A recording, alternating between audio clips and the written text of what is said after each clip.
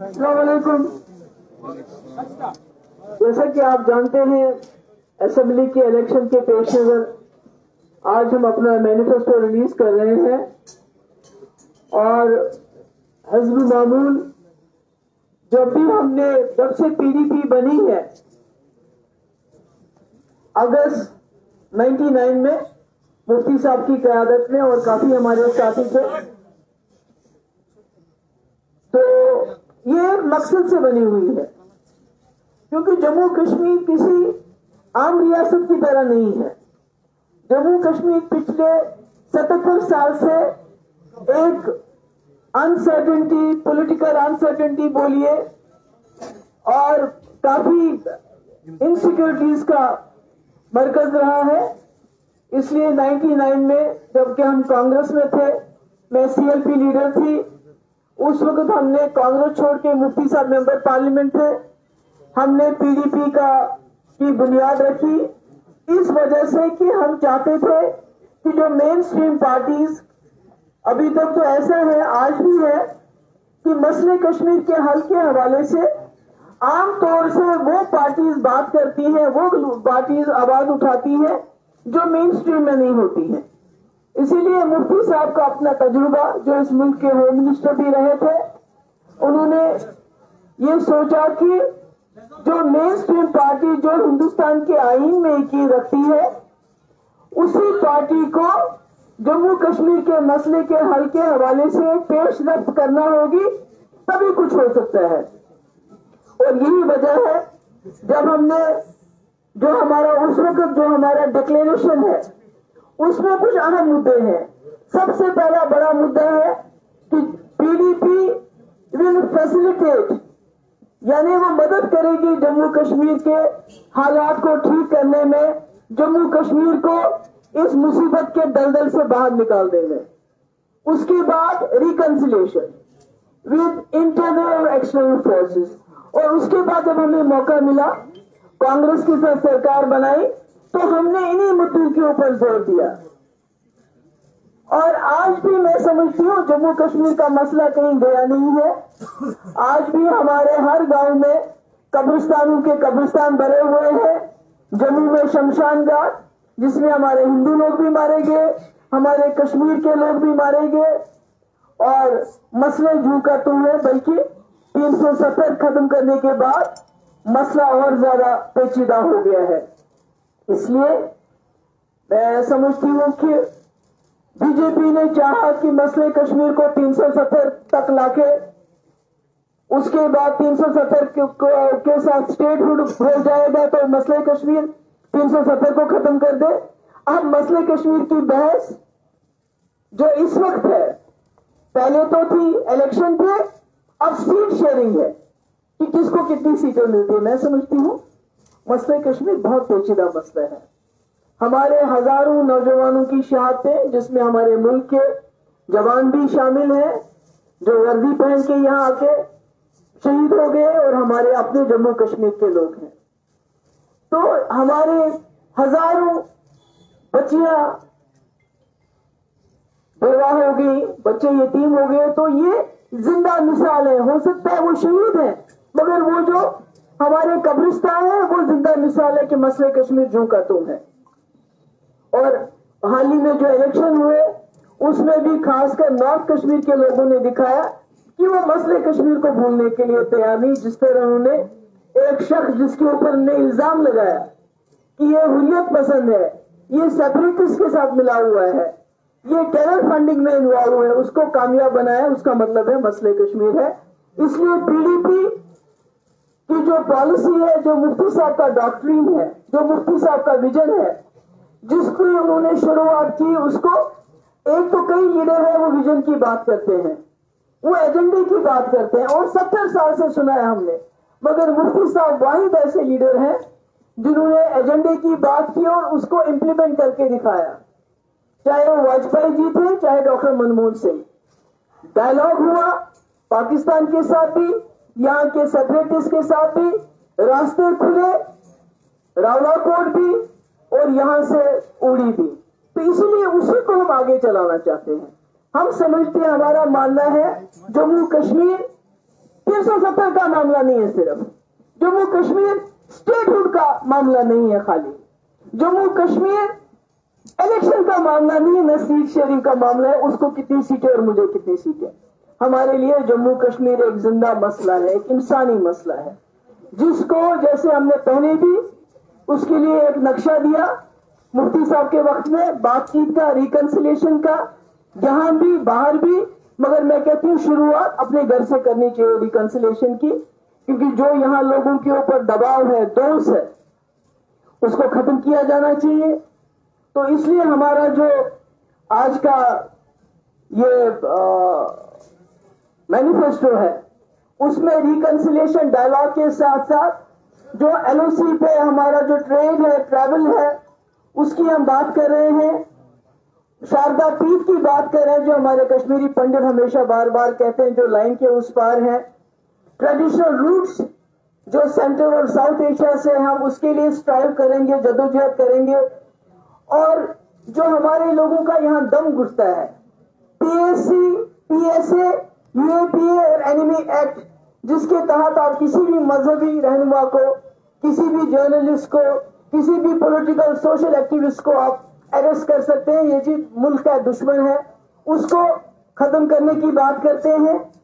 और जो हमारे काफी लोगों को नौकरियों से निकाला गया है, हम उनके केसेस रिव्यू करने की बात कर रहे हैं।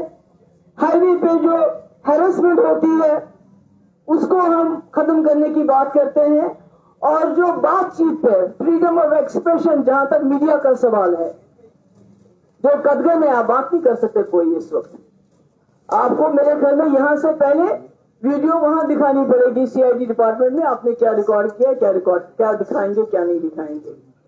तो इसके बारे में हम बात करना चाहते हैं कि ये खत्म होना चाहिए। हम ज्यादा तो नहीं बोलेंगे कि हम, उन्होंने बोला 200, हम 300 नहीं, हम वही बोलते हैं कि 200 यूनिट इलेक्ट्रिसिटी हम फ्री देना चाहते हैं। जो 200 से ज्यादा करेगा उसको नहीं होगा वो। और जो वन टाइम सेटलमेंट, जो पेंडिंग इलेक्ट्रिसिटी बिल्स होंगे, वाटर पे जो टैक्सेस को अबॉलिश करना चाहते हैं, मीटर्स नहीं लगने चाहिए पानी के लिए। और जिन घरों में जो गरीब है, बिलो पॉवर्टी लाइन है, जिनके घर में 1 से 6 लोग हैं, मुफ्ती मोहम्मद सईद साहब की स्कीम हम फिर इंट्रोड्यूस करना चाहते हैं, क्योंकि जो चावल मिलता है, राशन मिलता है, वो पूरा नहीं पड़ता है।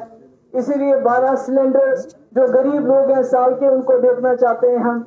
स्टैंप ड्यूटी, जो मैंने अपने टाइम पे विमेंस के नाम पे जो प्रॉपर्टी खरीदी जाती थी, उस पर मैंने स्टैंप ड्यूटी खत्म की थी, जिसकी वजह से कई प्रॉपर्टीज औरतों के नाम पे लोगों ने खरीदना शुरू कर दिया था। अनफॉर्चुनेटली उस वक्त के गवर्नर साहब ने उसको खत्म किया, हम उसको वापस लाएंगे। और जो सोशल सिक्योरिटी है, उसको हम डबल करेंगे, जो ओल्ड एज पेंशन है, विडो पेंशन है, काफी सारी चीजें हैं। और जो हमारे रिसोर्सेज हैं, फर्स्ट राइट टू लोकल्स, क्योंकि हम देखते हैं हर चीज पे लीज खत्म करो। गुलमर्ग में क्यों? बाहर के इंसान को लीज देनी है। होटल की लीज खत्म करो, क्योंकि अडानी अंबानी को लीज देनी है। तो इसलिए हम कहते हैं first right to locals in all government tenders, mining contracts में लोकल्स को। और जो हमारी लीज है होटलियर्स की, मकान वालों की, जिसको ये एकदम खत्म करना चाहते हैं, हम उसमें भी चाहते हैं कि जो लोकल्स हैं उनको फर्स्ट प्रायोरिटी मिले। केसीसी लोन को हम वेव ऑफ करना चाहते हैं फार्मर्स के। मार्केट इंटरवेंशन स्कीम हम लागू करना चाहते हैं, जहां जो सेब खुद नीचे गिरता है उसको सरकार खरीदे वाजिब दाम पे। और मंडियां, जैसे कि आप जानते हैं हॉर्टिकल्चर में मुफ्ती साहब ने बहुत काम किया, टोल टैक्स माफ किया, मंडियां जगह जगह बनाई, जो हाइब्रिड स्कीम है वो इंट्रोड्यूस की। पर हम हॉर्टिकल्चर में एक काम ये भी करना चाहते हैं कि जो बाहर से सेब आता है उस पे हम 100% इंपोर्ट ड्यूटी लगाना चाहते हैं, ताकि कम से कम लोकली जो यहाँ हमारे लोग जो है वो अपना लोकल सेब जो उनको सस्ता मिले बाहर के सेब के मुकाबले में। इतना सारा तो मैं नहीं पढ़ सकती, पर जो जो मुझसे हो सकता है यूथ एम्प्लॉयमेंट के बारे में। सबसे पहले तो जितनी भी हमारे यहाँ गवर्नमेंट जॉब्स अवेलेबल है, वैकेंसीज अवेलेबल है, 1 साल के अंदर हम उनको आइडेंटिफाई करेंगे और फास्ट ट्रैक रिक्रूट में उनकी भर्ती करेंगे और साफ शफाफ तरीके से। जैसे पुलिस में भर्ती हुई थी, जैसे रहबर तालीम में मुफ्ती साहब के टाइम में भर्ती हुई थी, 60,000 डेली वेजर जिनको हम रेगुलर करने के लिए हमने सब कुछ किया था, वो पेंडिंग है, उसको हम करेंगे। ओल्ड पेंशन स्कीम हम दोबारा लागू करेंगे।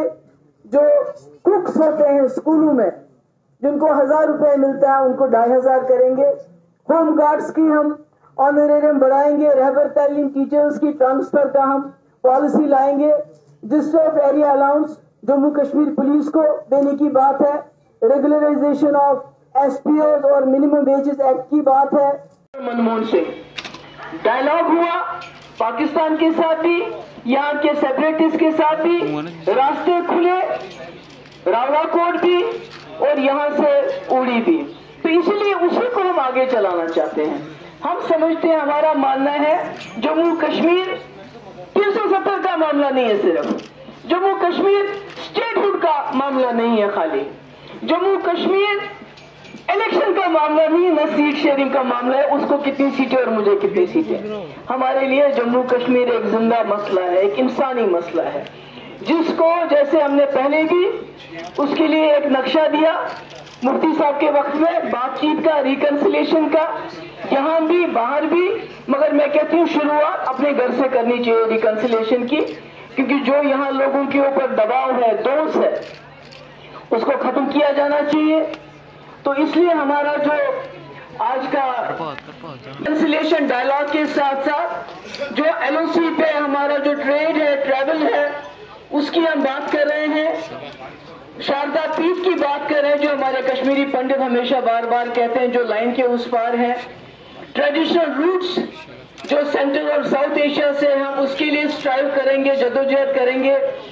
और जो हमारे लोगों का यहाँ दम घुटता है, पीएससी, पीएसए, यूएपीए और एनिमी एक्ट, जिसके तहत आप किसी भी मजहबी रहनुमा को, किसी भी जर्नलिस्ट को, किसी भी पॉलिटिकल सोशल एक्टिविस्ट को आप अरेस्ट कर सकते हैं। ये जी मुल्क का दुश्मन है, उसको खत्म करने की बात करते हैं।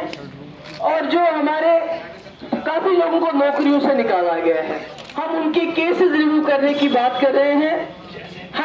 हैरेसमेंट होती है, उसको हम खत्म करने की बात करते हैं। और जो बातचीत पे फ्रीडम ऑफ एक्सप्रेशन, जहां तक मीडिया का सवाल है, जो कदगन है, आप बात नहीं कर सकते कोई इस वक्त। आपको मेरे ख्याल में यहाँ से पहले वीडियो वहां दिखानी पड़ेगी सीआईडी डिपार्टमेंट में, आपने क्या रिकॉर्ड किया, क्या दिखाएंगे, क्या नहीं दिखाएंगे। होना चाहिए।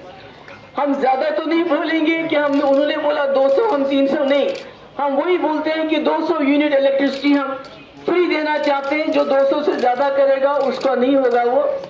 और जो वन टाइम सेटलमेंट, जो पेंडिंग इलेक्ट्रिसिटी बिल्स होंगे, वाटर पे जो टैक्सेस को अबॉलिश करना चाहते हैं, वो मीटर्स नहीं लगने चाहिए पानी के लिए।